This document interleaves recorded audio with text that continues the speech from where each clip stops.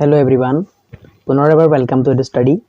বন্ধুসকল এই ভিডিঅটো হৈছে বৈদেশিক বাণিজ্যযুক্ত সমষ্টিবাদী অৰ্থনীতিৰ প্ৰশ্ন উত্তৰৰ প্ৰথম ভাগ অৰ্থাৎ পাৰ্ট 1. যদি আপোনালোকে অৰ্থবিজ্ঞান আৰু ইংৰাজী বিষয়ৰ অন্যান্য ভিডিঅ বিচাৰে তেন্তে লিংকসমূহ ডেসক্ৰিপচন, কমেন্ট, আই বুটাম আৰু এই ভিডিঅৰ শেষত আছে। প্ৰয়োজন অনুসৰি ভিডিঅসমূহ চাই ল'ব। Friends, যদি আপোনালোক এডুষ্টাডি চেনেললৈ নতুনকৈ আহিছে অথবা এতিয়ালৈকে এডুষ্টাডি চেনেলটো সাবস্ক্ৰাইব কৰা নাই তেন্তে এতিয়া সাবস্ক্ৰাইব কৰি ওচৰত থকা বেল আইকনটো প্ৰেছ কৰি দিয়ক। সো দেৰি নকৰাকৈ লেটস ষ্টাৰ্ট দ্য লেসন।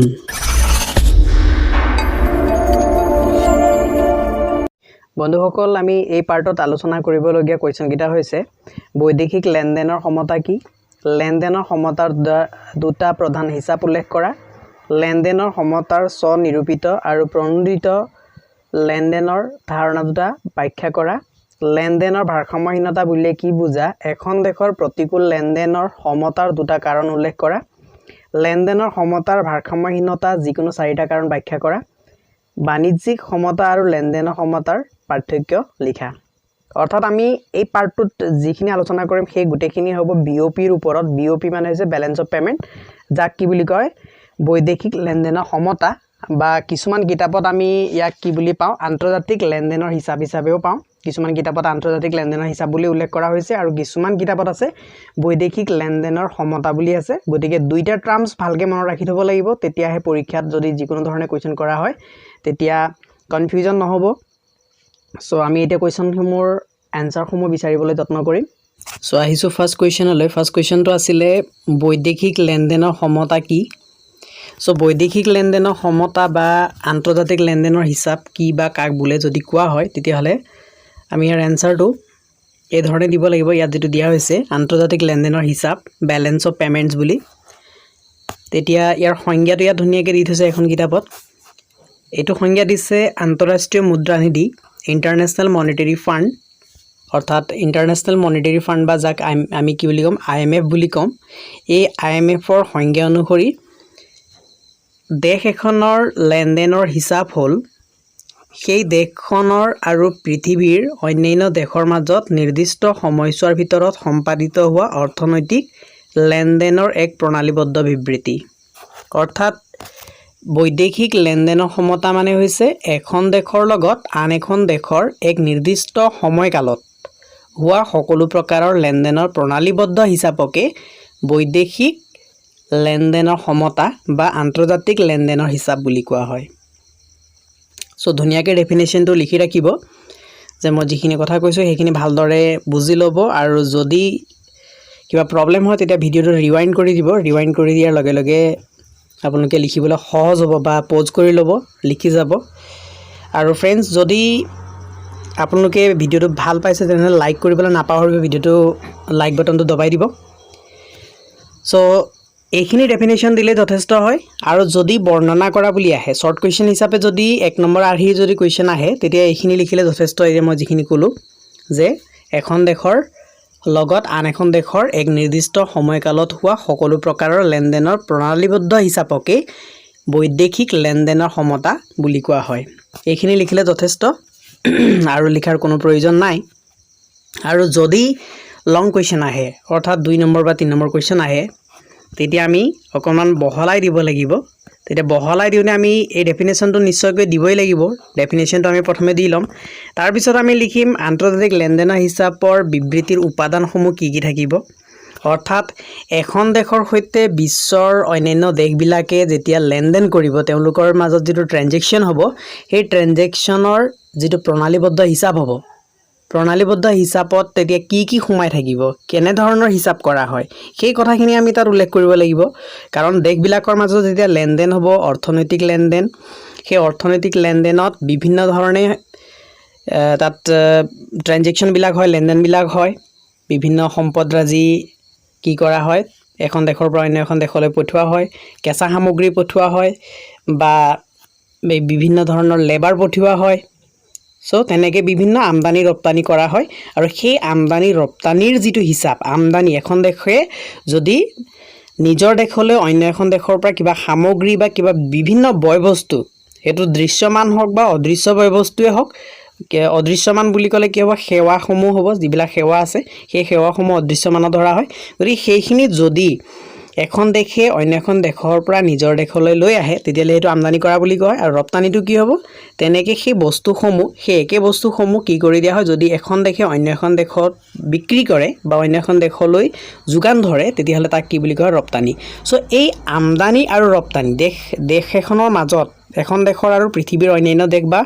অন্য এখন দেশ দুখন দেশৰ মাজত বা এখন দেশ বা অন্যান্য দেশৰ মাজত বুলি ক'ব পাৰি বা দুখন দেশৰ মাজত বুলি ক'লেও ভুল নহয় যে নিৰ্দিষ্ট সময়কালত যিবিলাক লেনদেন হ'ব সেই লেনদেনবিলাক আমি কি বুলি কওঁ আমদানি আৰু ৰপ্তানি অৰ্থাৎ আমদানি আৰু ৰপ্তানিৰ যিটো প্ৰণালীবদ্ধ হিচাপ তাকে বৈদেশিক লেনদেনৰ সমতা বুলি কোৱা হয় বা আন্তৰ্জাতিক লেনদেনৰ হিচাপৰ বিবৃতি বুলি কোৱা হয় তেতিয়া যদি 2 নম্বৰ আহে বা 3 নম্বৰ আহে তেতিয়া আমি কি লিখিব লাগিব আন্তৰ্জাতিক লেনদেনৰ হিচাপৰ উপাদানসমূহ তাত উল্লেখ কৰিব লাগিব তেতিয়া আমি এইখিনি কথা সেই ডেফিনেশ্যনটো দিলোঁ তাৰপিছত এইটো উল্লেখ কৰিলোঁ যে দেশ এখনৰ সৈতে বিশ্বৰ বাকী অংশৰ যিবোৰ অৰ্থনৈতিক লেনদেন সম্পাদিত হয় সেই লেনদেনবোৰ দুই ভাগত ভগাব পাৰি অৰ্থাৎ ইয়াৰ উপাদান দুটা আছে প্ৰথমটো হৈছে দেশখনলৈ সম্পদৰাজিৰ প্ৰবাহৰ সৃষ্টি কৰা লেনদেন আৰু দেশখনৰ সম্পদৰাজি বৰ্হিগমনৰ সৈতে জড়িত লেনদেনবোৰ অৰ্থাৎ একে কথা যে কৈছোঁ মই এইটো যেটো কৈছোঁ এইটো আমদানি থাকিব তাত আৰু কি থাকিব ৰপ্তানি থাকিব এখন দেশৰ পৰা বৰ্হিগমন হোৱা মানে দেশখনৰ পৰা ওলাই যোৱা গতিকে দেশখনৰ পৰা ওলাই যোৱা বুলি ক'লে কি হ'ব সেইটো ৰপ্তানি হ'ব তাৰপিছত কি কৈছে প্ৰথম বিধ লেনদেনক প্ৰথম আমি যেটো এইটো উল্লেখ কৰিছিলোঁ ইয়াৰ লেনদেনক কি বুলি কয় প্ৰথম বিধ লেনদেনক যোগাত্মক ক্ৰেডিটত ধৰা হয় আৰু দ্বিতীয় বিধক কি ধৰা হয় ঋণাত্মক হিচাপে ধৰা হয় আৰু এইখিনি লিখিলে আমাৰ 2 নম্বৰ বা 3 নম্বৰ যদি আহে কোৱেশ্চনটো যদি বৈদেশিক লেনদেনৰ সমতা কি বহলাই লিখা বুলি যদি আহে এইখিনি লিখিলে যথেষ্ট প্ৰথমে ডেফিনেশ্যনটো দিয়াৰ পিছত আমি এইখিনি কথা এই প্যাৰাগ্ৰাফটো তাত উল্লেখ কৰি দিম গতিকে আপোনালোকে নোটটো বনাওতে ধুনীয়াকৈ তো লিখি লওক ভিডিওটো চাই যাওঁতে নোট বনাই যাব সো তাৰ পিছত আকৌ ইয়াত আমাৰ কোৱেশ্চন হ'ব যে যোগাত্মক উপাদানসমূহৰ বৈদেশিক লেনদেনৰ কোৱেশ্চনটো লিখি ল'ব মই যেটো কোৱেশ্চন কৈছোঁ আহিব কোৱেশ্চনটো গতিকে ইম্পৰ্টেন্ট হ'ব যেটো কোৱেশ্চন মই উল্লেখ কৰা নাই এটা মই 6টা কোৱেশ্চন তাত দেখুৱাইছোঁ স্ক্ৰীনত ফাৰ্ষ্টত কিন্তু 6টা কোৱেশ্চন গৈ আমাৰ কিমান হ'ব 20-25টা কোৱেশ্চন হৈ যাব বিভিন্ন শৰ্ট কোৱেশ্চন বিলাক মই ইয়াত ভিডিও মাজতে কৈ দিওঁ সো যোগাত্মক উপাদান এটা যোগাত্মক উপাদানৰ লগত জড়িত আমাৰ কি আহিব পাৰে কোৱেশ্চনটো এনেকৈ হ'ব বৈদেশিক লেনদেনৰ সমতাৰ যোগাত্মক উপাদানসমূহৰ উদাহৰণ দিয়া বা এটা উদাহৰণ দিয়া বুলি ক'ব তেতিয়া সেই উপাদানসমূহ যেটো যোগাত্মক বুলি কোৱা আছে যোগাত্মকখিনিত কি থাকিব ৰপ্তানি থাকিব দেশখনে কি কৰিব দেশখনে অন্য এখন দেশলৈ পঠিয়াই দিয়াখিনি তেতিয়া সেইখিনি যোগাত্মক হ'ব তেতিয়া বস্তুৰ ৰপ্তানি আহিব 1 নম্বৰ উদাহৰণ 2 নম্বৰ সেৱা ৰপ্তানি অপৰিশোধিত প্ৰাপ্তি অৰ্থাৎ বিদেশৰ পৰা লাভ কৰা দান বৰঙনি ইত্যাদি তাৰপিছত আহিব মূলধন প্ৰাপ্তি বৈদেশিক ঋণ প্ৰাপ্তি বিদেশৰ দ্বাৰা মূলধন পৰিশোধ বিদেশলৈ পৰিসম্পদৰ বিক্ৰী ইত্যাদি ঠিক একেদৰে আৰু এটা কোৱেশ্চন হ'ব পাৰে ইয়াত বৈদেশিক লেনদেনৰ সমতাৰ বিয়োগাত্মক উপাদানসমূহ উল্লেখ কৰা তেতিয়া বিয়োগাত্মক উপাদানসমূহ কোনসমূহ হ'ব এইসমূহ হৈছে বস্তুৰ আমদানি সেৱাৰ আমদানি অপৰিশোধিত আদায় বিদেশলৈ দান বৰঙনি ইত্যাদি মূলধন আদায় বিদেশলৈ ঋণ বিদেশলৈ মূলধন পৰিশোধ বিদেশৰ পৰা পৰিসম্পদৰ ক্ৰয় ইত্যাদি এইবিলাক হৈছে বিয়োগাত্মক অৰ্থাৎ ঋণাত্মক উপাদান বা বিয়োগাত্মক উপাদান বুলি কোৱা হয় এইখিনিক আমি ডেবিটছ হিচাপে ধৰি লওঁ আৰু যিখিনি যোগাত্মক উপাদান আছিলে সিহঁতক আমি ক্ৰেডিট হিচাপে ধৰি লওঁ গতিকে এইখিনি হৈছে উপাদানসমূহ যদি উপাদানসমূহ আমি উদাহৰণ হিচাপে কেতিয়াবা যদি কোৱেশ্চন 1 নম্বৰ বা 2 নম্বৰ কোৱেশ্চন আহে তেলে এইখিনি লিখিব লাগিব আৰু এটো এনেকৈ নহয় যে নাহিব হেতু কোনো কথা নাই আহিব পাৰে কাৰণ এইখিনি হৈছে আমাৰ জেনেৰেল নলেজ হিচাপে ধৰা হয় আৰু লগতে এইখিনি ইকনমিক্সৰ কিমান জ্ঞান আছে হেতু ধৰা হয় গতিকে দুই ধৰণে কোৱেশ্চন বিলাক অহাৰ চান্স আছে গতিকে দুইটা কোৱেশ্চন আপোনালোকে লৈ ল'ব সো মই স্ক্ৰীনত যিখিনি কোৱেশ্চন দেখুৱাইছিলোঁ তাৰ ভিতৰত সেকেন্ড কোৱেশ্চন আছিলে লেনদেনৰ সমতাৰ দুটা প্ৰধান হিচাপ উল্লেখ কৰা আৰু সেই কোৱেশ্চনটো আহিছিলে 2 নম্বৰ কোৱেশ্চন হিচাপে 2018ত আহিছিলে আৰু 2014ত আহিছিলে হায়াৰ সেকেন্ডাৰী ফাইনেল ইয়াৰ এক্সামত সো সেই কোৱেশ্চনটো আকৌ ৰিপিট হ'ব পাৰে গতিকে আপোনালোকে কোৱেশ্চনটো চাব আৰু তাত কি হৈছে লেনদেনৰ সমতাৰ দুটা প্ৰধান হিচাপ এটা লেনদেনৰ মই ইয়াত কিতাপখনৰ পৰা ডাইৰেক্ট পেজলৈ আহিছোঁ পেজত কি লিখা আছে যে লেনদেনৰ ইয়াত আছে লেনদেনৰ বিবৃতিৰ গাঁথনি অৰ্থাৎ structure of balance of payments বা লেনদেনৰ বিবৃতিৰ বিভিন্ন হিচাপসমূহ কি আছে দুটা হিচাপ উল্লেখ যদি কৰিবলৈ কয় দুটা প্ৰধান হিচাপ বুলি ক'লে এটা হৈছে চলিত হিচাপ আৰু আনটো হৈছে মূলধনী হিচাপ ইয়াত অন্য হিচাপটো দিছে এটো হৈছে মূলধনী হিচাপ এই দুটা হিচাপ আছে দুটা হিচাপ যদি উল্লেখ কৰা বুলি কয় এটা হৈছে চলিত হিচাপ আনটো হৈছে মূলধনী হিচাপ দুটা হিচাপ থাকে আৰু এই হিচাপ দুটাৰ বিষয়ে যদি বহলাই লিখিবলৈ কয় তেতিয়াহলে আমি বহলাই লিখিব লাগিব আৰু বহলাই লিখিবৰ কাৰণে কিখিনি বা কোনখিনি আমি উল্লেখ কৰিব লাগিব সেইখিনি মই এটা কৈছো আপোনালোকে ভালকে গুৰুত্ব দিব সো ইয়াত আমি লিখিব লাগিব বস্তুৰ হিচাপ আৰু সেৱা কাৰ্যৰ হিচাপৰ সমষ্টি হল চলিত হিচাপ তেতিয়া চলিত হিচাপ কাক বোলে যদি কোৱেশ্চন কৰা হয় লেনদেনৰ সমতাৰ চলিত হিচাপ কাক বোলে তেতিয়া আমি লিখিব লাগিব যে বস্তুৰ হিচাপ আৰু সেৱা কাৰ্যৰ হিচাপৰ সমষ্টিয়ে হৈছে অৰ্থাৎ বস্তুৰ হিচাপৰ লগত যেতিয়া আমি সেৱা কাৰ্যৰ হিচাপ দুটা যোগ কৰিম যোগফল তেতিয়া উলিয়াম বস্তুৰ হিচাপ আৰু সেৱা কাৰ্যৰ হিচাপৰ যোগফলকে বা সমষ্টিকে কি বুলি কয় চলিত হিচাপ বুলি কোৱা হয় এটো ভালকে এনেকে মনত ৰাখি ল'ব তেতিয়া আৰু কথা হৈছে যে ইয়াত বস্তুৰ হিচাপে কি থাকিব দৃশ্যমান বাণিজ্য যেটো মই অথনি কৈছিলো দৃশ্যমান বাণিজ্য হেতু হৈছে বস্তু ৰপ্তানি আৰু আমদানি আৰু সেৱা কাৰ্যৰ হিচাপে কি কৰে অদৃশ্যমান বাণিজ্য যেটো সেৱা কাৰ্য ৰপ্তানি আৰু আমদানি বুজাইছে এটো কথা উল্লেখ কৰিব লাগিব বা ইয়াতে শৰ্ট কোৱেশ্চন হৈ যাব পাৰে যে দৃশ্যমান বাণিজ্য বুলিলে কি বুজা দৃশ্যমান বাণিজ্য বুলিলে বস্তুৰ ৰপ্তানি আৰু আমদানিক বুজায় কথাটো ভালকে মন কৰিব বা শৰ্ট কোৱেশ্চনটো লিখি লওক দৃশ্যমান বাণিজ্য বুলিলে কি বুজা শৰ্ট কোৱেশ্চন সো ইয়াৰ আনসাৰ হ'ব দৃশ্যমান বাণিজ্য বুলিলে বস্তুৰ ৰপ্তানি আৰু আমদানিক বুজায় আৰু অদৃশ্যমান বাণিজ্য বুলিলে কাক কি বুজা বা কাক বোলে অদৃশ্যমান বাণিজ্য কাক বোলে যদি এটো কোৱেশ্চন হয় তেতিয়ালে কোৱেশ্চনটো লিখি লওক আৰু আনসাৰটো লিখক সেৱা কাৰ্য ৰপ্তানি আৰু আমদানিকে অদৃশ্যমান বাণিজ্য বুলি কোৱা হয় এই দুটা কোৱেশ্চন ইয়াৰ পৰা আহিব শৰ্ট কোৱেশ্চন হিচাপে যি দুটা মই ইয়াত উল্লেখ কৰি থোৱা নাই কোৱেশ্চন কিটা মই ডাইৰেক্টলি প্ৰিন্ট কৰি বা টাইপ কৰি থোৱা নাই তেতিয়া আপোনালোকে লিখি ল'ব লাগিব কোৱেশ্চন কিটা লিখি লওক আৰু আনসাৰ কিটা লিখি যাওক আৰু যদি আমি সম্পূৰ্ণ হেতু গটে বহলাই লিখিব লগা হয় চলিত হিচাপৰ বিষয়ে বৰ্ণনা দিব লগা হয় তেতিয়াহলে আমি গটেটো লিখিব লাগিব ইয়াত যিখিনি আছে মই যিখিনি ইম্পৰ্টেন্ট কম সেইখিনি লিখিব লাগিব যে মই চিন মাৰি দিলো বুলি গটেটো এটো হয় তেনেকুৱা নহয় সো এটো কথাটো উল্লেখ কৰিব লাগিব বহলাই লিখিলে যিখিনি কলো এতিয়া তেতিয়া কৈছে যে সেৱা কাৰ্য হিচাপে তলৰ বিষয়সমূহ সামৰি লয়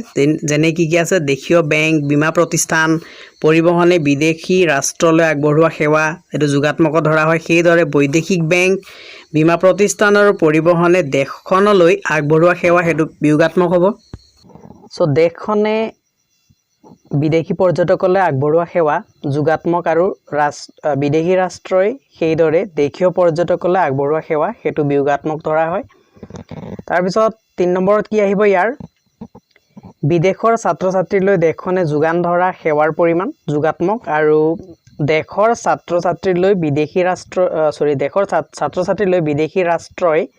যোগান ধৰা এটো বিদেশী ৰাষ্ট্ৰলৈ নহয় বিদেশী ৰাষ্ট্ৰই হ'ব লাগে ই হৰসৈ হ'ব লাগে সো যোগান ধৰা সেৱা বিয়োগাত্মক আৰু চতুৰ্থতে কি হ'ব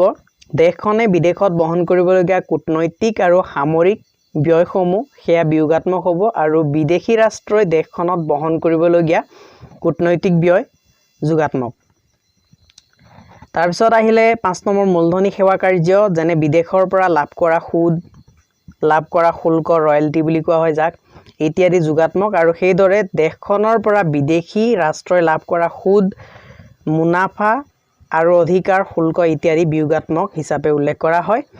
আৰু এইখিনিয়ে কি হ'ব লেনদেনৰ বিবৃতিৰ সবাতোকৈ গুৰুত্বপূৰ্ণ যেটো অংশ হৈছে হেতু হৈছে চলিত হিচাপ এটো মনত ৰাখিব লাগিব যে ইয়াত উল্লেখ কৰিছে কথাটো কৈছে যে লেনদেনৰ বিবৃতিৰ সবাতোকৈ গুৰুত্বপূৰ্ণ অংশটো কোনটো কোৱেশ্চন হ'ব কি লিখিব কোৱেশ্চনটো কি হ'ব কোৱেশ্চনটো হৈছে লেনদেনৰ বিবৃতিৰ সবাতোকৈ গুৰুত্বপূৰ্ণ অংশটো কি তেতিয়া আমি লিখিব লাগিব লেনদেনৰ বিবৃতিৰ সবাতোকৈ গুৰুত্বপূৰ্ণ অংশটো হৈছে চলিত হিচাপ কোনটো হিচাপ চলিত হিচাপ দুটা হিচাপ লিখা বুলি ক'লে এটা লিখিম চলিত আনটো লিখিম মূলধনী হিচাপ গতিকে চলিত হিচাপটো হৈছে সকলোতকৈ গুৰুত্বপূৰ্ণ আৰু যদি কোৱেশ্চন কৰে যে দুটা হিচাপ বহলাই লিখা তেতিয়া বহলাই লিখা বুলি ক'লে আমি এনেদৰে বহলাই লিখিব লাগিব গুটে কথাখিনি ইয়াত সুমাব লাগিব যেহেতু লং কোৱেশ্চন দিব তেতিয়া আমি এইখিনি কথা সুমাই দিব লাগিব বহুত শৰ্টকে লিখিলে হল ইয়াত যিখিনি উদাহৰণ দিছে বা যিখিনি আমি এটো বিয়োগাত্মক হয় এটো যোগাত্মক হয় এইখিনি উল্লেখ কৰিছো এই উল্লেখ কৰাখিনি তাত উল্লেখ নকৰিলেও হয় কোৱেশ্চনৰ আনসাৰ লিখোতে এইখিনি উল্লেখ নকৰিলেও চলি যাব ইয়াত এটা কথা হৈছে যোগাত্মক আৰু বিয়োগাত্মক লৈ কনফিউজ হ'ব নালাগে যোগাত্মক মানে হ'ব কি এখন দেশে সাপোজ আমাৰ ভাৰতবৰ্ষই বিদেশী ৰাষ্ট্ৰৰ পৰা যদি কিবা পাবলগীয়া প্ৰাপ্য থাকে অৰ্থাৎ বিদেশী কোনোবা ছাত্ৰ ছাত্ৰী যদি আহি আমাৰ দেশত আমাৰ দেশ ভাৰতবৰ্ষত যদি তেওঁলোকে অধ্যয়ন কৰি থাকে তেতিয়া তেওঁলোকে সেই অধ্যয়নৰ বিনিময়ত বা তেওঁলোকে ইয়াত থকাৰ বিনিময়ত তেওঁলোকে নিশ্চয়কৈ খৰচ কৰিব আৰু সেই খৰচটো কি হ'ব বিদেশৰ যেটো মুদ্ৰা আছে সেই মুদ্ৰা মাধ্যমত কি হ'ব দেশখনে লাভ কৰিব কাৰণ তেওঁলোকে বিদেশৰ পৰা আহোতে বিদেশৰ সাপোজ কোনোবা আমেৰিকা ষ্টুডেন্ট আহিলে ইণ্ডিয়ালৈ সেই আমেৰিকা ষ্টুডেন্টজনে কি কৰিব তেওঁৰ লগত অনা ডলাৰখিনি যিখিনি এক্সচেঞ্জ অফিস থাকিব এক্সচেঞ্জ অফিসত গৈ টকালৈ পৰিৱৰ্তন কৰিব ফলস্বৰূপে সেই ডলাৰখিনি কি হ'ব সেই ডলাৰখিনি বিনিময়ত আমাৰ দেশখনে আমেৰিকাৰ পৰা ভৱিষ্যতে প্ৰয়োজনীয় বস্তুখিনি কিনি ল'ব পাৰিব অৰ্থাৎ দেশলৈ সম্পদসমূহ বা দেশলৈ কিবা আৰ্থিক যিকোনো পৰিসম্পত্তি অহাৰ এটা চান্স থাকে হেতু যোগাত্মক বুলি কোৱা হয় আৰু বিয়োগাত্মক কেনেকৈ হ'ব সাপোজ কোনোবা ভাৰতীয় ষ্টুডেন্ট আছে ভাৰতীয় ষ্টুডেন্ট গৈ ইউএছত পঢ়িবলৈ গৈছে আৰু ইউএছত গৈ তেওঁ পঢ়ি আছে তেতিয়া তেওঁ পঢ়া কালত তেওঁ কি কৰিব লাগিব খৰচ কৰিব লাগিব আৰু সেই খৰচখিনি তেওঁ কেনেকৈ কৰিব তেওঁ ভাৰতবৰ্ষৰ পৰা যেতিয়া যাওঁতে তেওঁ কি কৰিব আমাৰ টকা যেটো ইণ্ডিয়ান रुपी आयनार বুলি যাক কোৱা হয় সেই আয়নাৰ লৈ যাব নি তেওঁ কি কৰিব আমেৰিকাৰ কোনোবা এখন এক্সচেঞ্জ অফিসত তেওঁ টকাখিনি কি কৰিব ডলাৰলৈ পৰিৱৰ্তন কৰিব আৰু সেই টকাখিনি আমেৰিকাৰ এক্সচেঞ্জত জমা থাকিব আৰু সেই টকাখিনি ভৱিষ্যতে আমেৰিকাৰ চৰকাৰে কি কৰিব ভাৰতবৰ্ষৰ পৰা কিবা সামগ্ৰী বা কিবা অৰ্থনৈতিক পৰিসম্পত্তি ক্ৰয় কৰাত তেওঁলোকে ব্যৱহাৰ কৰিব গতিকে হেতু আমাৰ কাৰণে বিয়োগাত্মক কাৰণ ভৱিষ্যতে সেই যিখিনি টকা গৈছে তাৰ বিনিময়ত আমি কিবা এটা দিব লাগিব তেওঁলোকক কিবা এটা পৰিশোধ কৰিব লাগিব গতিকে হেতু বিয়োগাত্মক হিচাপে ধৰা হয় আৰু যোগাত্মক কি হ'ব ইয়াত যেটো আমি মূলধন হিচাপে যিখিনি আমি টকা লাভ কৰিছো যাৰ আমাৰ ভৱিষ্যতে কিবা এটা লাভ কৰা চান্স থাকে হেতু যোগাত্মক হ'ব एक्चुअली চাবলৈ গলে এটো বিয়োগাত্মক হ'ব লাগিছিল কিন্তু হেতু হিচাপত ধৰা হয় হেতু কাৰণে যোগাত্মক বিয়োগাত্মকৰ যেটো ধাৰণা হেতু অকনমান বেলেগ হ'ব সো আশা ৰাখিছো সকলোৱে এটো বুজি পাইছে এতিয়া আহিছো মূলধনী হিচাপলৈ মূলধনী হিচাপ মানে কি যদি বৰ্ণনা কৰিবলৈ আহে তেতিয়া আমি লিখিব লাগিব যে মূলধনৰ বহিৰ্গমন আৰু মূলধনৰ আগমনলৈ নিৰ্ধাৰণ কৰা হয় মূলধনী হিচাপ অৰ্থাৎ মূলধনৰ বহিৰ্গমন অৰ্থাৎ মূলধনৰ ৰপ্তানি আৰু মূলধনৰ আমদানিক লৈ যেটো হিচাপ নিৰ্ধাৰণ কৰা হয় তাকে মূলধনী হিচাপ বোলে কোৱেশ্চন হ'ব এটো মূলধনী হিচাপ কাক বোলে শৰ্ট কোৱেশ্চন বনাই লওক আপোনালোকে লিখি লওক মূলধনী হিচাপ কাক বোলে তেতিয়া মূলধনী হিচাপৰ আমি ডেফিনেশন যদি দিব লগা হয় তেতিয়া লিখিম যে মূলধনৰ বহিৰ্গমন আৰু মূলধনৰ আগমন বা মূলধনৰ ৰপ্তানি আৰু মূলধনৰ আমদানিৰ হিচাপৰ নিৰ্ধাৰণকে বা মূলধনৰ ৰপ্তানি আৰু মূলধনৰ আমদানিৰ হিচাপ নিৰ্ধাৰণ কৰাকে মূলধনী হিচাপ বুলি কোৱা হয় বা বহিৰ্গমন বা আগমনৰ কথাও লিখিব পৰা যায় গতিকে মূলধনৰ বহিৰ্গমনৰ এটা বহিৰ্গমন হলে কি হ'ব হেতু বিয়োগাত্মক হ'ব মথনি কৈছো যেটো আমাৰ দেশৰ পৰা উলাই যাব হেতু কি হ'ব বিয়োগাত্মক হ'ব আৰু মূলধনৰ যেটো আগমন হ'ব আমদানি হ'ব হেতু কি হ'ব এটা যোগাত্মক হয় যেতিয়া মূলধনৰ ৰপ্তানি কৰা হয় তেতিয়া বিদেশী ৰাষ্ট্ৰই এই মূলধন লাভ কৰে ৰপ্তানি কৰিলে মূলধন কোনে লাভ কৰিব বিদেশী ৰাষ্ট্ৰই লাভ কৰিব আৰু বিদেশী ৰাষ্ট্ৰই এই লাভ কৰা সামগ্ৰী বা সেৱা কাৰ্য ৰপ্তানি কৰি অৰ্জন কৰা লাভৰ লেখিয়া ঠিক সেইদৰে দেশ এখনে যেতিয়া বিদেশৰ পৰা মূলধন আমদানি কৰে হেতু আগমন হোৱা বুলি কোৱা হয় তেতিয়া বিদেশী ৰাষ্ট্ৰৰ সম্পদৰ যোগান ধৰে গতিকে দেশীয় অৰ্থনীতিৰ বাবে যোগাত্মক বিষয় হ'ব বিদেশৰ বাবে হেতু বিয়োগাত্মক হ'ব বিদেশী ৰাষ্ট্ৰৰ ওপৰত দেশীয় অৰ্থনীতিৰ অধিক দাবী বা দেশীয় অৰ্থনীতিৰ ওপৰত বিদেশী ৰাষ্ট্ৰৰ দাবী হ্ৰাসকৰণৰ ফলত মূলধন বহিৰ্গমন হয় আৰু ঠিক সেইদৰে ইয়াৰ উল্টা হলে মূলধন আগমন হয় সো মূলধন কিয় আগমন হয় মূলধন কিয় বহিৰ্গমন হয় হেতু কথাও কোৱেশ্চন হ'ব পাৰে সো হেতুৰ এনসাৰ দিবলৈ হলে কোৱেশ্চন হ'ব যে মূলধনৰ বহিৰ্গমন কিয় হয় বা মূলধনৰ আগমন কিয় হয় এনেকে কোৱেশ্চন হ'ব পাৰে তেতিয়া আমি লিখিব লাগিব যে বিদেশী ৰাষ্ট্ৰৰ ওপৰত দেশীয় অৰ্থনীতিৰ অধিক দাবী যদি হয় বা দেশীয় অৰ্থনীতিৰ ওপৰত বিদেশী ৰাষ্ট্ৰৰ দাবী হ্ৰাসকৰণ যদি কৰা হয় তেতিয়াহলে কি হ'ব তাৰ ফলস্বৰূপে মূলধনৰ বহিৰ্গমন হ'ব আৰু ঠিক সেইদৰে বিদেশী ৰাষ্ট্ৰৰ ওপৰত দেশীয় অৰ্থনীতিৰ দাবী কম থাকে বা দেশীয় অৰ্থনীতিৰ ওপৰত বিদেশী ৰাষ্ট্ৰৰ দাবী বেছি থাকে তেতিয়াহ'লে কি হ'ব মূলধনৰ আগমন হ'ব সো এয়া হ'ব আগমন আৰু বহিৰ্গমনৰ ৰিজন বা কাৰণ সেই আপোনালোকে লিখি ল'ব তাৰ পিছত ইয়াৰ ভাগ কি আছে ইয়াৰ উপাদানসমূহ কি আছে মূলধনী হিচাপ দীৰ্ঘকালীন আৰু হ্ৰস্বকালীন হিচাপত ভগোৱা হয় দুটা ভাগত ভাগ কৰা হয় মূলধনী হিচাপটো এটা হৈছে দীৰ্ঘকালীন মূলধনী হিচাপ আনটো হৈছে হ্ৰস্বকালীন মূলধনী হিচাপ দুটা হিচাপত থাকিব তেতিয়া দীৰ্ঘকালীন মূলধনী হিচাপে দেশ এখনলৈ এবছৰৰ বাবে হোৱা মূলধনৰ আগমন বা বহিৰ্গমন বুজায় ভালকে মনত ৰাখিব দীৰ্ঘকালীন মূলধনী হিচাপ কাক বোলে যদি কোৱেশ্চন কৰা হয় দীৰ্ঘকালীন মূলধনী হিচাপ বুলিলে এখন দেশলৈ এবছৰৰ বাবে হোৱা মূলধনৰ আগমন বা বহিৰ্গমনক বুজোৱা হয় আৰু দীৰ্ঘকালীন মূলধনী হিচাপ আকৌ তিনটা ৰূপত পৰিগ্ৰহণ কৰিব পাৰে অৰ্থাৎ যেটো দীৰ্ঘকালীন মূলধনী হিচাপ আছে তাৰ তিনটা ৰূপত তাক পৰিগ্ৰহণ কৰা হয় প্ৰথমটো হৈছে ব্যক্তিগত বা বেচৰকাৰী প্ৰত্যক্ষ বিনিয়োগ আৰু দ্বিতীয়টো হৈছে কি ব্যক্তিগত অংকপত্ৰ বিনিয়োগ আৰু তৃতীয়টো হৈছে চৰকাৰৰ পৰা চৰকাৰলৈ অহা ঋণ এই তিনটা হৈছে দীৰ্ঘকালীন আৰু ইহঁতৰ বিষয়ে বহলাই লিখিছে ইহঁতৰ বিষয়ে ইমান বহলাই লিখাৰ কোনো প্ৰয়োজন নাই গতিকে আমি সেইখিনি বাদ দিম সেইখিনি বাদ দি চলিম আৰু হ্ৰস্বকালীনৰ কথাটো এতিয়া পঢ়িম আমি হ্ৰস্বকালীন মূলধনী হিচাপ বুলিলে কি বুজা হয়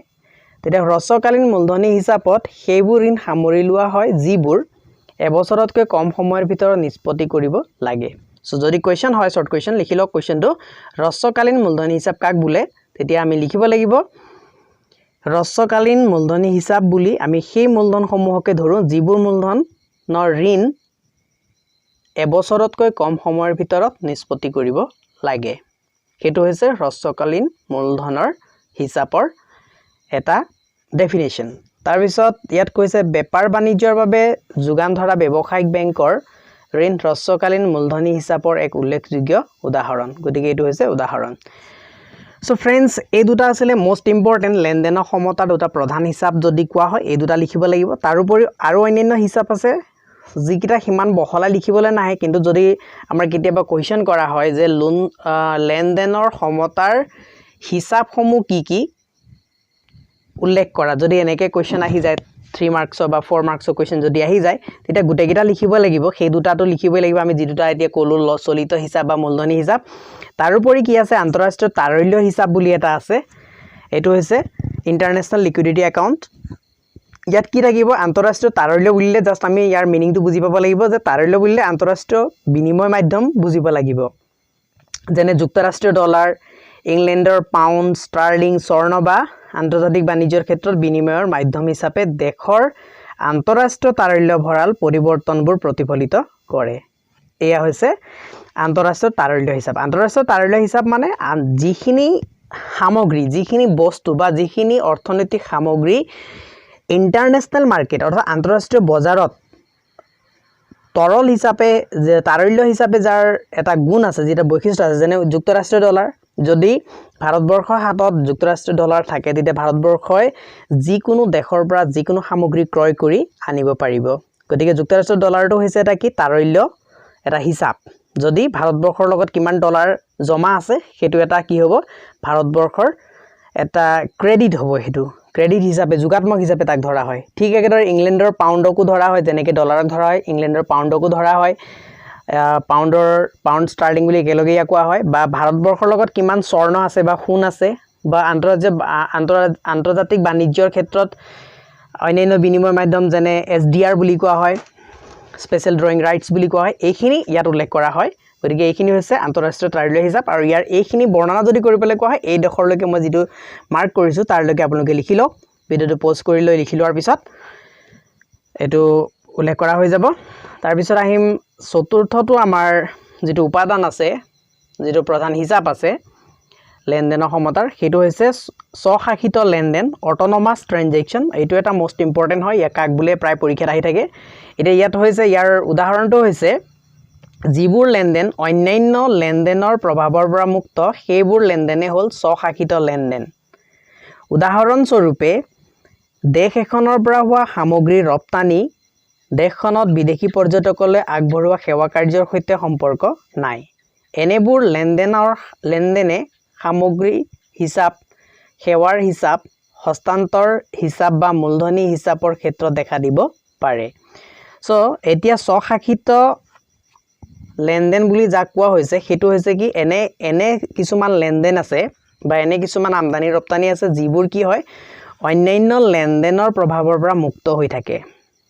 অন্যান্য লেনদেনৰ যিবিলাক প্ৰভাৱ আছে তাৰ পৰা মুক্ত হৈ থাকে সেইবিলাককে কি বুলি কয় স্বশাসিত লেনদেন বুলি কোৱা হয় সো ফ্ৰেন্ডছ আপোনালোকক এইখিনিতে উল্লেখ কৰিব বিচাৰিছো যে স্বশাসিত লেনদেন যেটো আছে স্বশাসিত লেনদেনক কি বুলি কোৱা হয় স্বনিৰূপিত লেনদেন বুলি কোৱা হয় মনত ৰাখিব পৰীক্ষাত এটো কোৱেশ্চন আহিছিল স্বনিৰূপিত লেনদেন হিচাপে এই কোৱেশ্চনটো আছিল 2015 ত আহিছিল কোৱেশ্চনটো আপোনালোকে 2015 ৰ পেপাৰ যদি চাইছে তাত লিখা আছে লেনদেনৰ সমতাৰ স্বনিৰূপিত আৰু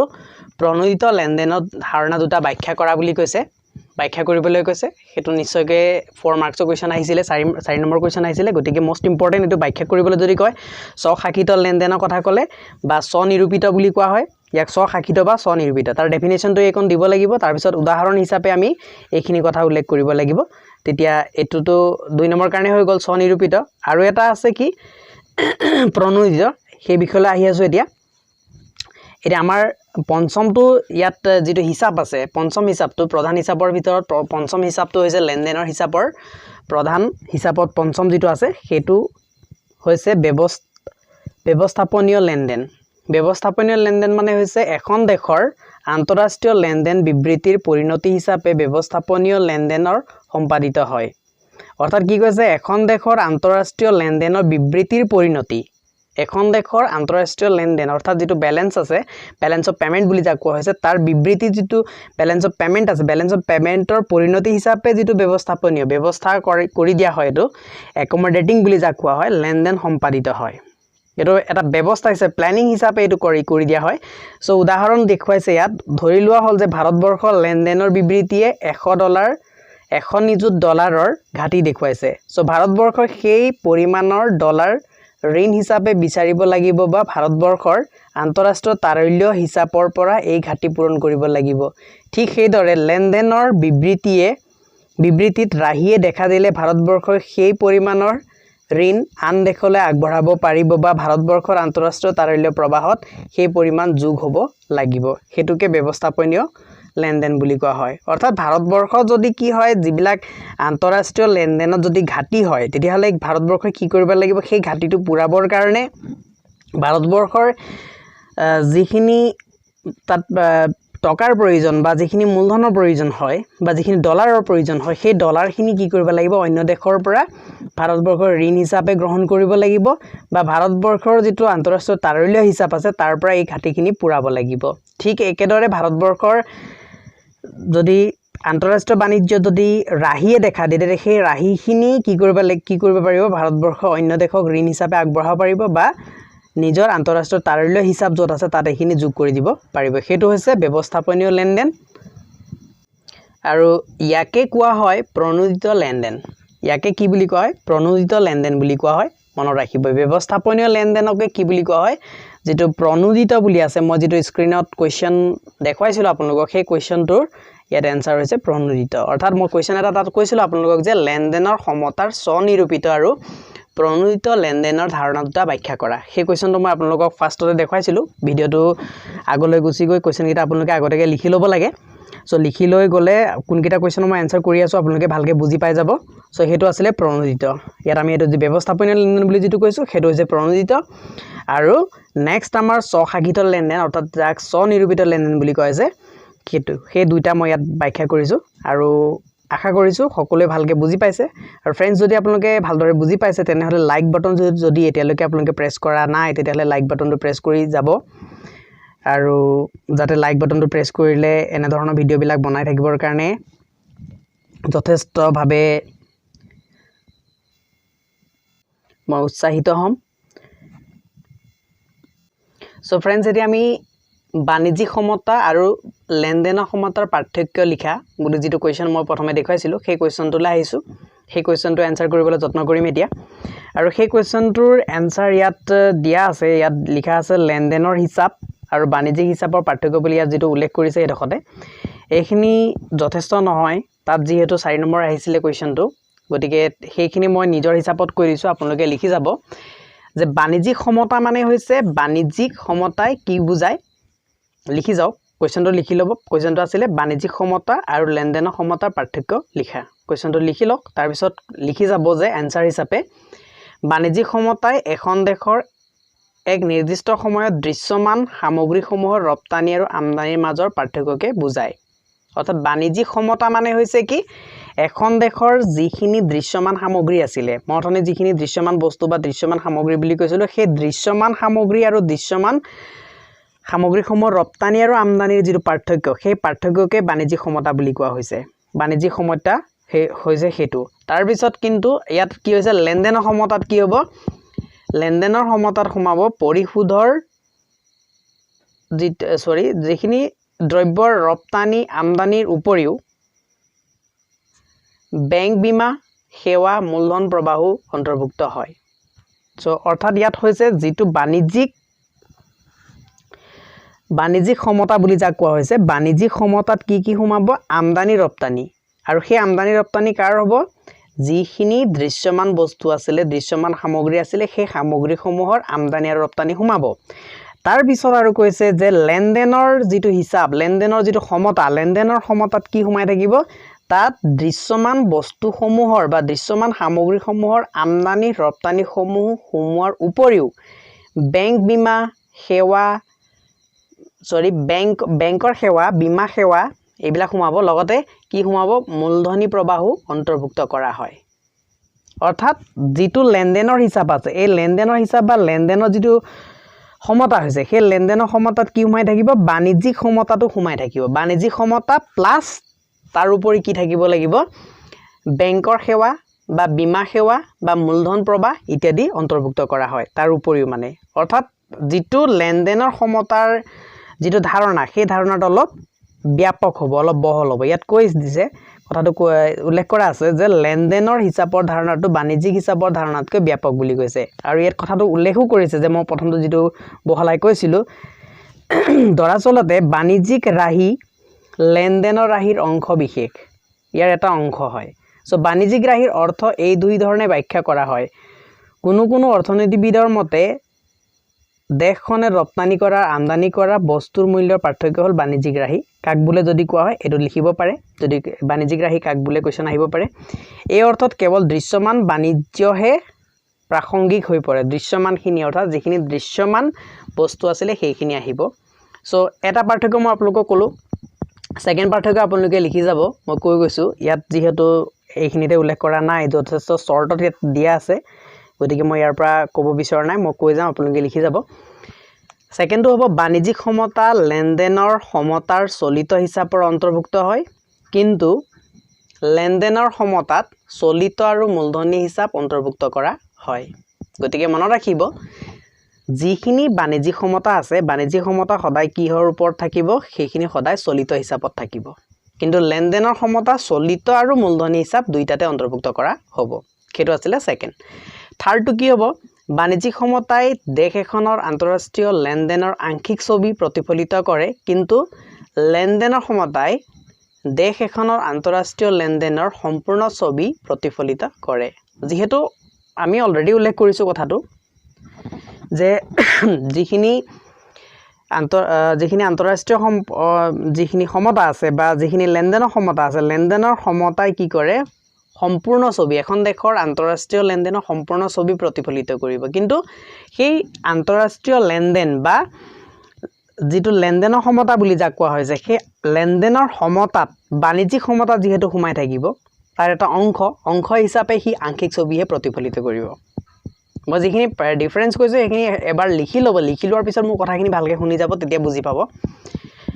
তাৰ পিছত আমাৰ চতুৰ্থটো হৈছে কি বাণিজ্যিক সমতাৰ অনুকূল হলে ৰপ্তানি আমদানিতকৈ অধিক হয় কিন্তু লেনদেনৰ সমতা অনুকূল হলে চলিত হিচাপ আৰু মূলধনী হিচাপৰ সামগ্ৰিক সমতা যোগাত্মক হয় এই চাৰিটা যদি আপোনালোকে লিখে তেতিয়া এটো কোৱেশ্চনৰ আনসাৰ সম্পূৰ্ণ হ'ব তাৰ পিছত আহিছো নেক্সট কোৱেশ্চনলৈ সো এতিয়া কোৱেশ্চনটো হৈছে আমাৰ লেনদেনৰ ভাৰসাম্যহীনতা বুলিলে কি বুজা এখন দেশৰ প্ৰতিকূল লেনদেনৰ সমতাৰ দুটা কাৰণ উল্লেখ কৰা এই দুটা কুৱেশ্যনৰ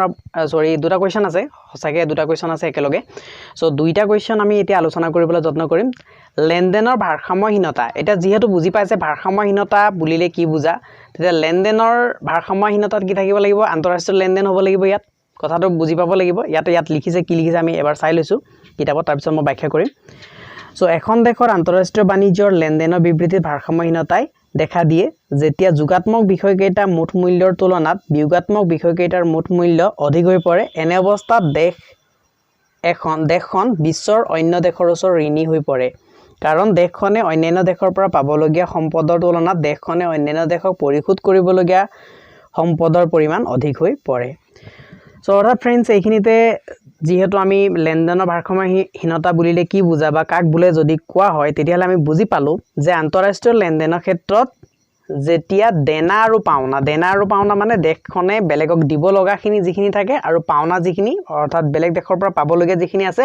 সেই দেনা আৰু পাওনাখিনি বা আমদানি আৰু ৰপ্তানি পৰস্পৰ সমান যদি নহয় পৰস্পৰে অসমান হলে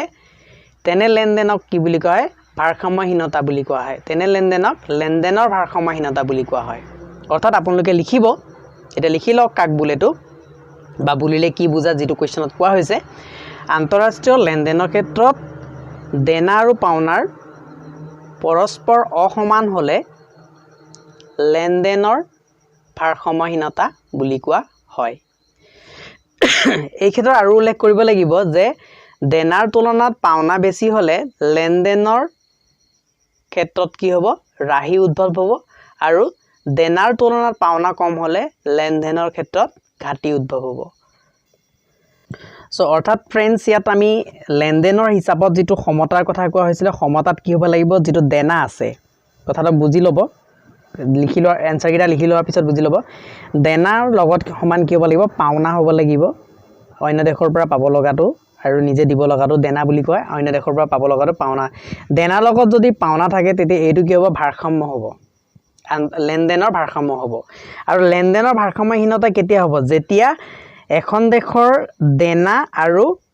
পাওনা আন্তঃৰাষ্ট্ৰীয় লেনদেনৰ দেনা আৰু পাওনা যাক কয় আন্তঃৰাষ্ট্ৰীয় লেনদেনৰ দেনা আৰু পাওনা অসমান হ'ব তাকে কি বুলি কোৱা হয় লেনদেনৰ ভাৰসাম্যহীনতা বুলি কোৱা হয় আৰু লেনদেনৰ ভাৰসাম্যহীনতাৰ ক্ষেত্ৰত এতিয়া আমাৰ যেটো দেনা আৰু পাওনাৰ কথা কোৱা হৈছে ইয়াত যদি দেনা গেটাৰ হয় দেনাটো বেছি হয় আৰু পাওনাটো কম হয় তেতিয়াহলে কি হ'ব বেছিকে দিব লগা হ'ব পাব লগা কম থাকিব তেতিয়া ঘাটি হ'ব এইটোৱে কি বুজাব এইটো বুজাব ঘাটি এই কথাটো ইয়াত উল্লেখ কৰিব লাগিব এইটো ঘাটি বুজাব আৰু ঠিক বিপৰীতে যদি পাওনাটো বেছি হয় পাওনাটো গেটাৰ হয় এনেকে গেটাৰ দেন চিন দি দিছো পাওনাটো বেছি হৈছে দেনাটো কম হৈছে তেতিয়াহলে কি উদ্ভৱ হ'ব তেতিয়া হ'ব ৰাহি আন্তঃৰাষ্ট্ৰীয় লেনদেনৰ ক্ষেত্ৰত ৰাহি উদ্ভৱ হ'ব এইটো ভালকে মনত ৰাখিব তাৰ পিছত এতিয়া আহিব কি ইহতৰ এখন দেশৰ প্ৰতিকূল লেনদেনৰ সমতাৰ দুটা কাৰণ উল্লেখ কৰা সো ফ্ৰেণ্ডছ প্ৰথমে আপোনালোকে বুজি ল'ব লাগিব যে যেতিয়া আমাৰ কোৱেশ্যনটোত কোৱা হৈছে এখন দেশৰ প্ৰতিকূল লেনদেনৰ সমতাৰ দুটা কাৰণ উল্লেখ কৰা বুলি যেতিয়া কোৱা হৈছে তাত আপোনালোকে কথাটো বুজি ল'ব লাগিব প্ৰতিকূল লেনদেন মানে হৈছে লেনদেনৰ ভাৰসাম্যহীনতাৰ কাৰণ হেতু আপোনালোকে বুজি ল'ব প্ৰতিকূল লেনদেন অনুকূল যদি কলেহেতেন হেতু ভাৰসাম্য লেনদেন আৰু যদি প্ৰতিকূল লেনদেনৰ সমতাৰ কথা কৈ দিয়ে কোৱেশ্যনটো বুজি ল'ব লাগিব যে হেতু হ'ব লেনদেনৰ ভাৰসাম্যহীনতাৰ দুটা কাৰণ উল্লেখ কৰিব লাগিব এতিয়া সেই কাৰণ দুটা হৈছে আমদানি বৃদ্ধি যদি আমদানি এখন দেশৰ যদি আমদানি বেছি থাকে ৰপ্তানি কম থাকে হেতুৱে হ'ব এটা কাৰণ আৰু কাৰণ যদি দুটা কাৰণ উল্লেখ কৰা বুলি কয় তেতিয়া সেই কাৰণটো কি হ'ব আমদানিটো সদায় বেছি হ'বই লাগিব আৰু আমদানি কি কাৰণত বেছি হ'ব প্ৰথম কাৰণটো হৈছে যদি চৰকাৰী ব্যয় বেছি হয় তেতিয়া কাৰণটো আপোনালোকে লিখি ল'ব কাৰণটো প্ৰথম কাৰণটো লিখিব বৰ্ধিত চৰকাৰী ব্যয়ৰ ফলত আমদানি বৃদ্ধি হ'লে প্ৰতিকূল লেনদেনৰ সমতা উদ্ভৱ হয় দ্বিতীয় কাৰণটো লিখিব গ্ৰাহকৰ ৰুচিৰ পৰিৱৰ্তন হ'লে সৰি এটো নিলিখিব এনেকে লিখিব গ্ৰাহকৰ ৰুচিৰ পৰিৱৰ্তনৰ ফলস্বৰূপে আমদানি বৃদ্ধি হ'লে দেশৰ প্ৰতিকূল লেনদেনৰ সমতাৰ উদ্ভৱ হ'ব এই দুটা কাৰণ লিখিব সেই দুটা কোৱেশ্যন পৰীক্ষাত আহিছিলে আৰু আকৌ কোৱেশ্যনটো এনেকে আহিব পাৰে যে লেনদেনৰ বিবৃতিৰ ভাৰসাম্যহীনতাৰ কেইবাটাও কাৰণ থাকিব পাৰে সেই কাৰণ কেইটা কি হ'ব চমুকৈ মূল কাৰণ কেইটা হৈছে ক্ৰমবৰ্ধমান উন্নয়ন ব্যয় যাৰ ফলত কেঁচা সামগ্ৰীকে ধৰি অন্যান্য সামগ্ৰী বা সেৱা কাৰ্য আমদানি বৃদ্ধি হয় একে কথা আমদানি বৃদ্ধি হয় সেই মই অলৰেডি যেটো উল্লেখ কৰি গৈছিল সেইটোৱে বাণিজ্য চক্ৰ ট্ৰেড সাইকেলৰ প্ৰভাৱ যাৰ ফলত প্ৰাচুৰ্যৰ সময়ত আমদানি বৃদ্ধি হ'ব পাৰে আৰু অৱনতি ডিপ্ৰেছনৰ সময়ত কি হ'ব ৰপ্তানি হ্ৰাস হ'ব ঠিক একেদৰে অৰ্থনীতিৰ গাঁথনিমূলক পৰিৱৰ্তন যেনে বিদেশত দেশীয় ৰপ্তানি বিকল্পকৰণ বুলি যাক কোৱা হয় ৰাজনৈতিক অস্থিৰতা এইবিলাক কাৰণ আপোনালোকে অথনি মই উল্লেখ কৰা কাৰণ যদি আপোনালোকে বুজি পোৱা নাই তেতিয়া এইকেইটা কাৰণ আপোনালোকে উল্লেখ কৰিব পাৰে এইকেইটা যিকোনো দুটা কাৰণ উল্লেখ কৰি দিলে হেতু কোৱেশ্চনৰ আনসাৰ হৈ যাব গতিকে এইখিনি ইম্পৰ্টেন্টে হয় গুটেকিটা কাৰণ ইম্পৰ্টেন্ট হয় এইখিনি আমি বাদ দিব নোৱাৰো সো আশা ৰাখিছো এই কোৱেশ্চনটো ভালকে বুজি পাইছে আনসাৰটো আপোনালোকে কৰি ল'ব পাৰিব যদি পৰীক্ষাত আহে সো বন্ধুসকল এই কোৱেশ্চনখিনি আছিল যি বিগত পৰীক্ষাবিলাকত অহা কোৱেশ্চন আৰু এতিয়া মই নতুনকৈ এটা কোৱেশ্চন আপোনালোকক কৈছো যে আন্তঃৰাষ্ট্ৰীয় লেনদেনৰ ভাৰসাম্যহীনতা আঁতৰ কৰা ব্যৱস্থাসমূহ উল্লেখ কৰা বা দুটা ব্যৱস্থা উল্লেখ কৰা এনেকৈ নেগুৰ লগাই দিব পাৰে কোৱেশ্চনত গতিকে সেই নেগুৰসমূহ সমাধান কৰিবৰ কাৰণেও কিছুমান আমি প্ৰস্তুত থাকিব লাগে সদায় সাজু থাকিব লাগিব কাৰণ কোৱেশ্চন এনেকৈ কৰিব পাৰে কোৱেশ্চনটো লিখি লওক আপোনালোকে লেনদেনৰ সমতাৰ ভাৰসাম্যহীনতা আঁতৰ কৰা ব্যৱস্থাসমূহ লিখা বা উল্লেখ কৰা বা পৰামৰ্শ দিয়া এনেকৈ উল্লেখ কৰিব এনেকৈ কোৱেশ্চন দিব আপোনালোকক কোৱেশ্চনটো অথনি মই যেটো কোৱেশ্চন এতিয়া জাস্ট আলোচনা কৰি আহিছো সেই কোৱেশ্চনটোৰ লগতে মিলাই দিব পাৰে কেতিয়াবা এখন দেশৰ প্ৰতিকূল লেনদেনৰ সমতা সমূহ আঁতৰ কৰা ব্যৱস্থাসমূহ উল্লেখ কৰা এনেকৈ কোৱেশ্চন কৰিব পাৰে গতিকে কোৱেশ্চন কিটা আপোনালোকে মই যিমান কিটা কোৱেশ্চন কলো গুটেকিটা অৰ হিচাপে লিখি যাওক আৰু ভিডিওটো পজ কৰি যাব লিখি যাওতে যদি কিবা অসুবিধা পাইছে যদি কিবা স্পিড হৈছে সো এতিয়া সেইখিনি আঁতৰ কৰিবৰ কাৰণে আমি কি কৰিব পাৰো এই গুটেই কথাখিনি ইয়াত উল্লেখ কৰা হৈছে কিতাপখনত আছে গতিকে কিতাপখনৰ পৰা মই কথাখিনি কৈ দিছো আপোনালোকে লিখিবলৈ ভাল পাব সো প্ৰথমটো হৈছে ব্যৱস্থা কি কৰিব লাগিব বজাৰৰ যোগান আৰু চাহিদাই ভাৰসাম্য পুনৰ প্ৰতিষ্ঠা কৰিব পাৰে হেতু আমি যেহেতু মাইক্ৰ ইকনমিক্সত পাই আহিছো লেনদেনৰ ঘাটিয়ে দেশখনৰ বৈদেশিক বিনিময়যোগ্য মুদ্ৰাৰ চাহিদা বৃদ্ধি কৰিব এই বৃদ্ধিয়ে বৈদেশিক বিনিময় হাৰ ঊৰ্ধ্বগামী কৰি তুলিব অৰ্থাৎ দেশীয় মুদ্ৰাৰ বাহ্যিক মূল্য বা বিনিময় হাৰ নিম্নগামী হ'ব এই নিম্নগামী হাৰে দেশৰ পৰা হোৱা ৰপ্তানি পৰিমাণ বৃদ্ধি কৰিব আৰু আমদানি পৰিমাণ হ্ৰাস কৰিব ফলস্বৰূপে লেনদেনৰ ক্ষেত্ৰত হোৱা বা দেখা দিয়া ঘাটি আঁতৰ হ'ব অৰ্থাৎ লেনদেনৰ ক্ষেত্ৰত যদি ঘাটি হৈছে ভাৰসাম্যহীনতা বুলি ক'লে ঘাটি হ'ব পাৰে ৰাহি হ'ব পাৰে যদি ঘাটি হৈছে তেতিয়া কি হ'ব ঘাটি হলে বজাৰৰ যেটো যোগান আৰু চাহিদা আছে সেয়া পুনৰ ভাৰসাম্য অৱস্থা ঘূৰাই আনিব পাৰে কেনেকৈ ঘূৰাই আনিব পাৰে হেতু যদি কোৱেশ্চন কৰা হয় তেতিয়া আমি ক'ব লাগিব যে বৈদেশিক বিনিময়যোগ্য মুদ্ৰাৰ চাহিদা বৃদ্ধি পাব যেতিয়া ঘাটি হ'ব ঘাটি হোৱাৰ লগে লগে বৈদেশিক বিনিময়যোগ্য মুদ্ৰাৰ ক্ষেত্ৰত চাহিদাৰ সৃষ্টি হ'ব যেহেতু মই কৈছিলো ডলাৰৰ অভাৱ হ'ব ডলাৰৰ অভাৱ হোৱাৰ লগে লগে বৈদেশিক বিনিময় হাৰ যেটো আছে হেতু ঊৰ্ধ্বগামী হৈ পৰিব বৈদেশিক বিনিময়যোগ্য মুদ্ৰাৰ যেটো চাহিদা আছে হেতু বৃদ্ধি হ'ব বৃদ্ধি হোৱাৰ লগে লগে বৈদেশিক বিনিময় হাৰটো বাঢ়ি যাব বৈদেশিক বিনিময়যোগ্য হাৰটো যদি বাঢ়ি যায় তেতিয়া অন্য দেশৰ কাৰণে অন্য দেশে যিখিনি সামগ্ৰী আমালৈ কি কৰিব ৰপ্তানি কৰিব অৰ্থাৎ আমি যিখিনি সামগ্ৰী আমদানি কৰিম সেই সামগ্ৰীসমূহ কি হ'ব বেছিকে ব্যয়বহুল হ'ব সেইখিনি বেছি দামী হৈ পৰিব গতিকে দামী সামগ্ৰীসমূহ মানুহে কমকে কিনিব যাৰ ফলস্বৰূপে আমাৰ দেশৰ সামগ্ৰীসমূহ কি হ'ব দামটো কমি যাব বিদেশৰ বজাৰত বা বৈদেশিক বজাৰত বা আন্তঃৰাষ্ট্ৰীয় বজাৰত আমাৰ সামগ্ৰীসমূহৰ দাম কমি যাব যাৰ ফলস্বৰূপে বিদেশী ৰাষ্ট্ৰবিলাকে আমাৰ পৰা বেছিকে সামগ্ৰী আমদানি কৰিব অৰ্থাৎ আমাৰ ৰপ্তানি বাঢ়িব আমাৰ ৰপ্তানি বঢ়া মানে আমাৰ লগত পুনৰ কি হ'ব বৈদেশিক বিনিময়যোগ্য মুদ্ৰা অৰ্থাৎ ধৰি লৈছো আমেৰিকান ডলাৰ সেইখিনি আমাৰ দেশৰ হাতলৈ গুচি আহিব যাৰ ফলস্বৰূপে আগত যেটো ঘাটি হৈছিল সেই ঘাটিটো আঁতৰি গুচি যাব হেতু এটা ব্যৱস্থা হেতু ব্যৱস্থা কৰিব পৰা যায় হেতু অটোমেটিক্যালি বেটো কোনে কৰিব বজাৰ ব্যৱস্থাই কৰি ল'ব আৰু দ্বিতীয়টো হৈছে মুদ্ৰাৰ অৱমূল্যায়ন আৰু ইয়াত কোৱেশ্চন হ'ব মুদ্ৰাৰ অৱমূল্যায়ন কাক বোলে ইয়াৰ মুদ্ৰাৰ অৱমূল্যায়নৰ যোগেদি কি কৰা হয় লেনদেনৰ ঘাটি আঁতৰ কৰিব পৰা যায় এটো চৰকাৰে নিজে কৰিব পাৰিব আৰু ইয়াৰ কাক বোলে কোৱেশ্চনটো প্ৰায় পৰীক্ষাত আহিছে মই আগৰ পৰীক্ষা কোৱেশ্চন বিলাক চাওঁতে পাইছিলো মুদ্ৰাৰ অৱমূল্যায়ন কাক বোলে মুদ্ৰাৰ অৱমূল্যায়ন হৈছে বৈদেশিক মুদ্ৰা আৰু সোণৰ মূল্যৰ হিচাপত দেশীয় মুদ্ৰাৰ বিনিময় হাৰৰ চৰকাৰী কৰ্তন অৰ্থাৎ আমাৰ দেশীয় মুদ্ৰাৰ বিনিময় হাৰ যেটো আছে তাৰ মূল্যটো কি কৰি দিয়া হয় অৱনমিত কৰি দিয়া হয় আমাৰ দেশৰ বিনিময় যেটো মুদ্ৰা আছে সেই মুদ্ৰাৰ বিনিময় হাৰটো কমাই দিয়া হয় হেতু কিহৰ লগত তুলনা কৰি কৰা হয় বৈদেশিক মুদ্ৰা আৰু সোণৰ মূল্যৰ হিচাপত সেইটো তাৰ ফলস্বৰূপে কি হ'ব যেতিয়া আমাৰ দেশৰ মুদ্ৰাৰ বৈদেশিক হাৰ যেটো বিনিময় হাৰ আছে বৈদেশিক বিনিময় হাৰ এটো যেতিয়া কমি যাব তাৰ ফলস্বৰূপে কি হ'ব বিদেশী ৰাষ্ট্ৰই আমাৰ দেশলৈ সামগ্ৰীসমূহ ৰপ্তানি কৰিবলৈ তেওঁলোকৰ কাৰণে ব্যয়বহুল হৈ পৰিব যাৰ ফলস্বৰূপে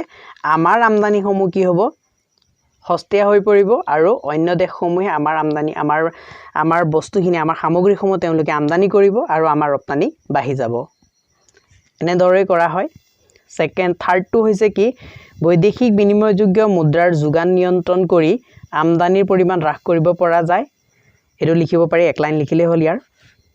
আৰু চতুৰ্থটো হৈছে দেশীয় ৰপ্তানি বৃদ্ধিৰ বাবে কেতবোৰ উদ্গনিমূলক ব্যৱস্থাৰ সহায় ল'ব পাৰি কৰ ৰেহাই কৰমুক্ত কেঁচা সামগ্ৰী আমদানি আদি ব্যৱস্থাই ৰপ্তানি সামগ্ৰীৰ উৎপাদন বৃদ্ধি কৰিব পঞ্চমটো হৈছে আমদানিৰ বিকল্পীকৰণ ইম্পৰ্ট সাবস্টিটিউশন আমদানি পৰিমাণ হ্ৰাসৰ আন এটা উপায় বিদেশৰ পৰা আমদানি কৰা সামগ্ৰী দেশীয় উৎপাদন হলে আমদানি বিকল্পীকৰণ হ'ব এটো মনত ৰাখিবা আমদানি বিকল্পীকৰণ মানে কি অৰ্থাৎ বিদেশৰ পৰা বিভিন্ন সামগ্ৰীসমূহ আমদানি কৰা হয় এটা বিভিন্ন টেকনলজিক্যাল বিভিন্ন বস্তুসমূহ আমাৰ দেশে কি কৰে ভাৰতবৰ্ষই চাইনাৰ পৰা বা অন্যান্য বিদেশী ৰাষ্ট্ৰৰ পৰা আমদানি কৰে কিন্তু সেই সামগ্ৰীসমূহ যদি আমাৰ দেশে নিজে ইয়াত প্ৰস্তুত কৰি লয় তেতিয়া কি হ'ব আমদানি বিকল্পীকৰণ হ'ব অৰ্থাৎ আমাৰ দেশত ইয়াৰ উৎপন্ন হ'ব তেতিয়া আমি বিদেশৰ পৰা কিনিব লগা নহব বিদেশৰ পৰা যদি আমি কিনিব লগা নহয় তেতিয়া আমাৰ লগত যথেষ্ট পৰিমাণে বৈদেশিক বিনিময়যোগ্য মুদ্ৰা থাকিব আৰু ষষ্ঠটো হৈছে কি লেনদেনৰ অস্থায়ী ভাৰসাম্যহীনতা পৰা পৰিত্ৰাণ পাবলৈ দেশখনে আন্তঃৰাষ্ট্ৰীয় মুদ্ৰা নিধি অৰ্থাৎ IMFৰ পৰা কি কৰিব সাহায্য বিচাৰিব পাৰে IMFে আমাক কি কৰিব পাৰে সাহায্য দিব পাৰে আৰু এনেকেও কি কৰা হয় লেনদেনৰ অস্থায়ী ভাৰসাম্যহীনতা আঁতৰ কৰিব পৰা যায় সো ফ্ৰেন্ডস এইখিনি আছিল এটো পাৰ্টত মই উল্লেখ কৰা কোৱেশ্চনসমূহ আশা কৰিছো এই কোৱেশ্চনসমূহৰ এনসাৰসমূহ আপোনালোকে ভালদৰে বুজি পাইছে আৰু আপোনালোকে ভিডিওটো কেনে পালে কমেন্টত জনাব আৰু যদি ভিডিওটো ভাল পাইছে লাইক এটা কৰি দিব ভিডিওটোত আৰু নিজৰ ফ্ৰেন্ডছ সকলৰ লগত বা নিজৰ বন্ধুবৰ্গৰ লগত ভিডিওটো শেয়াৰ কৰিবলৈ নাপাহৰিব কাৰণ আপোনালোকে যিমানে শেয়াৰ কৰিব সিমানে ভিডিওটো ভিউয়াৰ্স সকল বাঢ়িব বা ভিউজ বাঢ়িব গতিকে যদি ভিউজ বাঢ়ে তেতিয়ালে মই অতি সোনকালে নেক্সট পাৰ্টটো লৈ আহিম সো আজিলৈ ইমানতে সামৰিছো ভিডিওটো চোৱাৰ বাবে সকলোকে ধন্যবাদ জনালো